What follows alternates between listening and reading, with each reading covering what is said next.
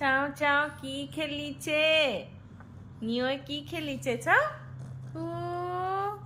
লুটি হৈ দিলে লুটি হৈ দিলে লুটি খাই দিলে নিয়য়ে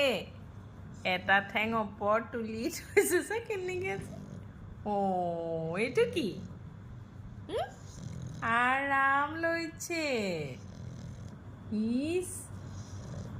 মুখখন চা এইবোৰ কেনেকৈ আছে নিয় আৰাম লৈছে খেলি খেলি